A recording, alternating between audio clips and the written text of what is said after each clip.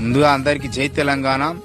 మరి నిన్న మొన్న చాలా వర్షాలు, భారీ వర్షాలు పడి మరి రైతులు, తెలంగాణ రైతులంతా కూడా చాలా నష్టపోవడం జరిగింది. మరి వాళ్ళ గోస చూస్తే చాలా బాధగా ఉంది. ఎందుకంటే వాళ్ళు ఒక విధంగా బాధపడతలేరు, ఒక విధంగా నష్టపోలేదు.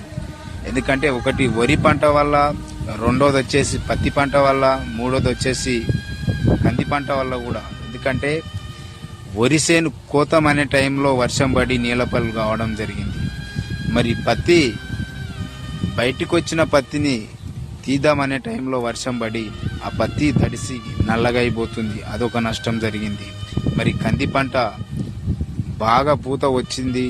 మరి ఆ టైములో మందు కొట్టే టైములో మరి బాగా వర్షాలు పడి పూత మొత్తం నేలపాలైపోయింది. మరి రైతుకు ఇన్ని నష్టాలు జరిగిన తర్వాత మరి ఆ రైతు ఎలా రాజు అవుతాడు? ఆ రైతు చాలా బాధపడుతున్నారు రైతులు. వాళ్లకు న్యాయం ఎలా జరుగుతుంది? ఇక్కడున్న ప్రభుత్వాలే ఇలా చేస్తున్నాయి అంటే పైనున్న ఆ దేవుడు కూడా రైతుని ఈ విధంగా బాధ పెడుతున్నాడు అంటే ఒకసారి మీరు ఆలోచించాలి.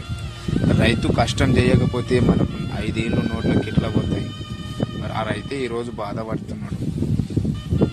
దయచేసి ఏది ఏమైనా మరి ఇక్కడ ఉన్నటువంటి తెలంగాణలో కాంగ్రెస్ ప్రభుత్వం మరి ఏ రైతులైతే నష్టపోయినరో ఆ రైతులకు పంట నష్టం అందజేయాలని కోరుకుంటున్నాను.